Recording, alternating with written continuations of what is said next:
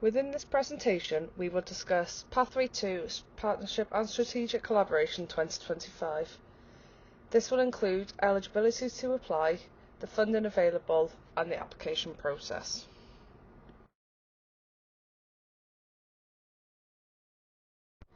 Firstly, let's look at Tithe 2 funding pathways. So Tithe funds inclusive and accessible international learning education exchange opportunities for learners and staff across Wales, with opportunities for international learners and staff to visit Welsh partners. In Tithe, there are two options for grant funding, and these are known as pathways. There is Pathway 1, which is all about the individual's experience and their learning opportunity from an international exchange. There is a wide range of activities supported for both learners and staff, including group and individual learning mobilities, as well as staff training and job shadowing opportunities. Then there is Pathway 2, which is what we're here to look at today. Pathway 2 funding supports educational innovation through Welsh-led international collaborative partnerships which address a specific issue or sector priority in Wales. Tithe Pathway 2 is intended to support projects which would not be possible without the input and expertise from international partner organisations. The focus of a Pathway 2 project is the creation of a high quality, impactful, measurable project output which is of value to other organisations and the sectors more widely. Here are the timelines for Tithe Pathway 2 2025. As you can see on the screen, the call for Pathway 2 applications will open on the 18th of September and will close at midday on the 6th of November 2025. Projects will start in May 2026 and the duration for all projects will be 14 months. The reason for this being the only project duration option is because this will be the last Pathway 2 funding round, due to Tithe only being funded until 2028. There are distinct benefits to a Pathway 2 project, and these should help you decide if your project is a Pathway 2 project or would be better suited for Pathway 1. For Pathway 2, projects and their output should be aligned with Welsh priorities and policies in the education and youth sectors. These projects should have a positive impact on policy developments in different sectors across Wales and beyond. Mobilities remain a key component of Pathway 2 activity, but the benefits of the mobility to individual participants is not the main focus of Pathway 2 projects. Instead, mobilities facilitate the development and completion of the project output. So, you must have identified a gap, issue or sector priority that your project would address. Collaboration and contribution from an international partner is an essential part of the project. Therefore, you must be able to provide evidence that the project cannot be developed within an organisation in Wales or the UK. An output must be created that addresses the gap or issues identified and must be disseminated across Wales to ensure maximum impact and benefits to other organisations. Pathway 2 funding is available to the following education settings in Wales. These sectors are schools, youth, adult education, further education and vocational education and training. Higher education institutions are not eligible to apply for funding in Pathway 2, but they can be part of the project as a non-funded partner. Eligibility criteria does vary for each sector, so it's important that you read the Pathway 2 guide, which can be found on the Tithe website. The main requirements are: organisations are registered and operating within Wales. So organisations in youth, adult ed and vet who are UK-wide can still apply for funding, but will need to show demonstrable and recent evidence of delivering activity in Wales. Applications can only be received from organisations and not individuals. Therefore, it is important that senior members of the organisation are on board with any applications being sent to Tithe. Organisations can submit one application per sector per pathway funding call. Where organisations work across more than one sector, they can submit one application per sector as long as they meet the eligibility criteria for those sectors. For-profit organisations and sole traders are not eligible to apply or be named as consortium partners.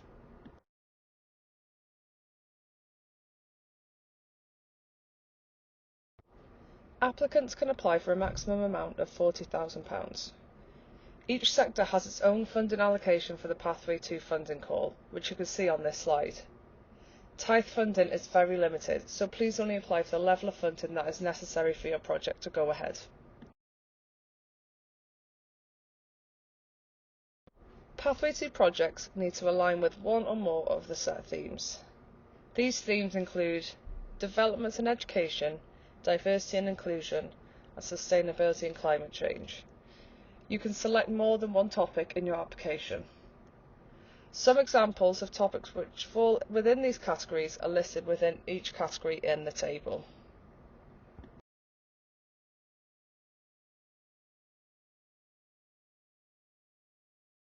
Pathway 2 funding is broken down into 4 activity categories, which we will go into more detail in the next few slides.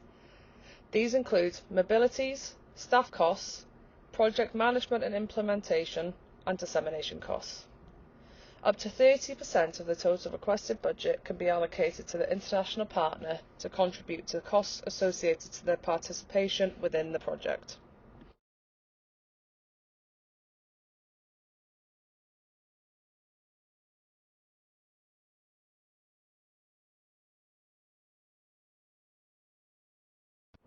Mobilities are a key part of a Pathway 2 project as they enable collaboration and sharing with the international partner. Looking at each budget category in more detail, we'll start with mobilities. So mobilities can be used to send people from Wales to their international partner, but also for the international partner to send participants back to Wales. For Pathway 2, the expectation is that staff will be undertaking mobilities. However, if there's a well-justified reason why learners or young people also need to travel to support the development of the project output, then this can also be funded. Funding is also available for your international partner to work collaboratively with you in Wales. The number of inward participants to Wales must be equal to or less than the number of outward participants. So this means that you cannot send less participants from Wales to your international partner than you receive back to Wales. Funding for mobilities includes a grant for travel and subsistence for each participant. These are flat rates grouped according to the country that you're visiting and the distance travelled. Full rates are available in the Pathway 2 guide.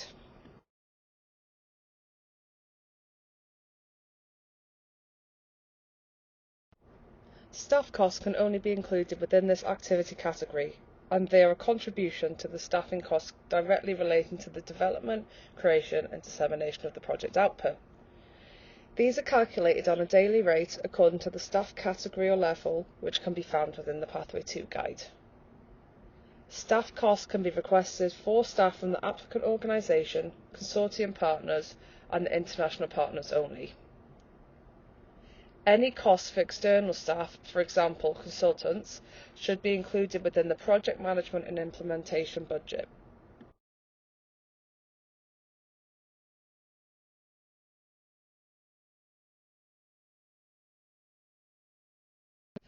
Project management funding is a contribution to the costs which enable the project activities to take place.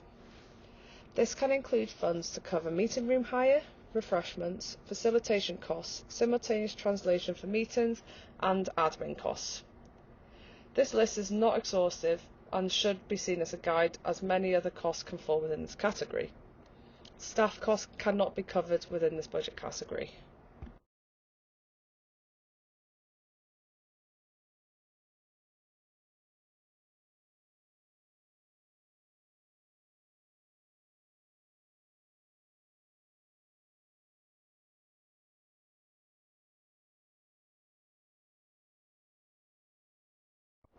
Dissemination costs can be used towards any costs of sharing and disseminating the project output across the sectors within Wales and internationally. Dissemination activities and resources must be free of charge to all participants and remain so for as long as they are used and shared.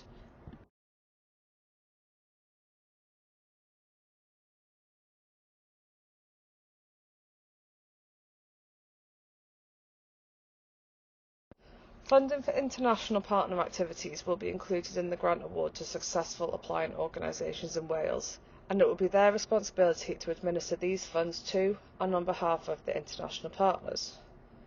International partners are eligible to receive up to 30% of the total grant requested. Please make sure you are clear in your application form how much funding you are allocating to your international partner and what the funding is for. Eligible activities for international partners are the same as for the applicant, and funding can be allocated from each of the 4 budget categories: mobilities, staff costs, project management and dissemination. And this can be up to a maximum of 30% of your total budget request. Tithe is able to offer additional funding to help support its commitment to sustainability and ensuring that Tithe funding is accessible to all. There is additional funding available on top of the categories that we just covered to support inclusion and green travel. These additional costs can be applied for at a later stage if your project application is successful. Tithe encourages organisations to consider green travel options for their mobilities, such as travelling by train or car share. Where these options are available, you can apply for funds to cover any additional costs this may incur. For disabled participants or participants with additional learning needs, organisations can request additional funds to cover 100% of the actual costs to ensure that participants can take part in the experience. Similarly, for participants from disadvantaged backgrounds, Tithe can cover up to 100% of actual travel-related costs. This could be anything that is creating a barrier for them to be able to take part, for example, the cost of a passport. Additional funding is also available for group learners and staff if they meet the criteria for disadvantaged participants to travel to UK departure destinations, such as the airport. More information and criteria can be found in the Pathway 2 guide.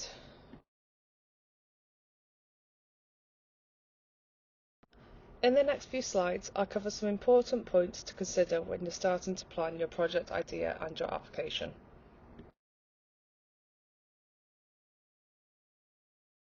Firstly, it's important to decide on the aim of your project. It is vital that applicants clearly identify the gap, issue or sector priority the project intends to address. How have you identified this gap or issue? Here you can include feedback from stakeholders or insights from your own experience in the sector.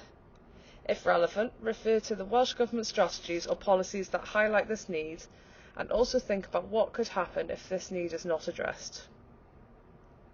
Think about what the long-term impact of your project would be for your sector and for education and learning in Wales. Pathway 2 projects should have lasting benefits and a significant impact on education in Wales. Projects are an opportunity for longer-term change, capacity building and sector-wide development. You will also want to demonstrate how your project's output will continue to be used by the relevant target audiences once the project has complete. So, what is the role of your international partner? Pathway 2 funding supports projects that would not be possible without the input and expertise of international partner organisations. Applicants must therefore name their international partner in their application and clearly explain how they will contribute to developing the project in ways that organisations from Wales cannot do. Consider the added value and expertise that the international partner can bring that wouldn't be possible within Wales or the UK. For example, the country is recognised as a world leader or has a strong track record of practice in your focus area. You must be able to provide some explanation and/or evidence of research as to why project development would not be viable in the UK or Wales. It is a general expectation that grant recipients will partner with international organisations who operate within the field of education, either formal, informal or non-formal. As part of the application process, applicants are required to provide a detailed justification of their international partner. Organisations not working within the field of education may also be eligible where the detailed justification is provided. The main focus of a Pathway 2 project is the creation of a high-quality, impactful, measurable project output, which is of value to other organisations and the sector more widely, and addresses the gap or issue that you are planning to address. Consideration needs to be given to the most appropriate type of output, which is most likely to address the need or priority that your project is dealing with. Some examples of this are new models or methods, digital resources or outputs, resources or toolkits, or training and teaching materials. As mentioned before, they must be available at no cost to users. Once you have created your output, there is a requirement for it to be disseminated.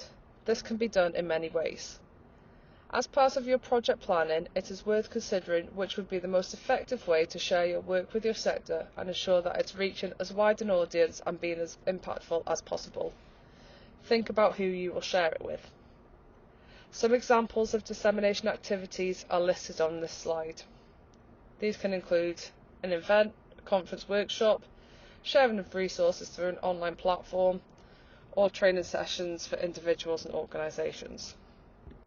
We will now look at Pathway 2 project examples.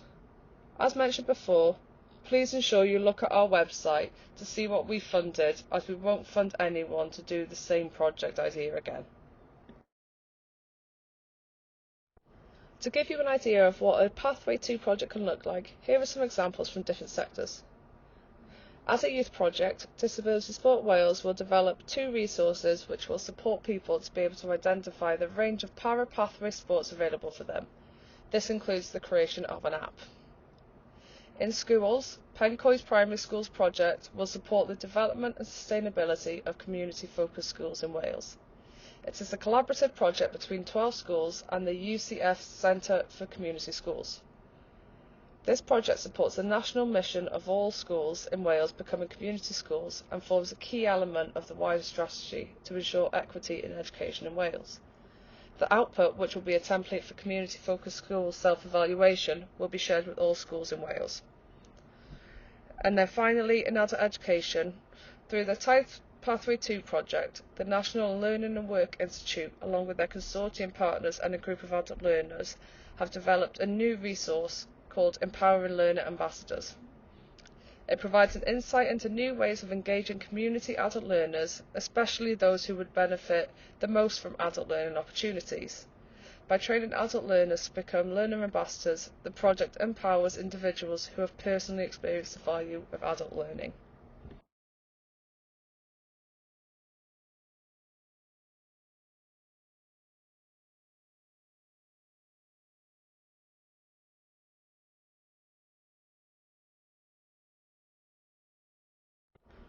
We suggest your next steps are to consider if your project fits the themes of Pathway 2 and how it would benefit your organisation and sector. You must read through the Pathway 2 resources and guidance to understand what is expected of a Pathway 2 project. Make sure that you check the planned and completed project pages of our website to ensure that we haven't already funded your project idea. Ensure you have senior management approval, as the organisation needs to apply and not just an individual. So, this also means that your project idea needs to be discussed with your wider organisation. If you would like to arrange a one-to-one meeting to discuss your project idea, or if you need support with completing the online form or the budget calculator, you can arrange this through our website. We're very happy to meet with individuals as many times as you need to support with completing your application. Or you can email inquiries@tithe.wales to organise the chat.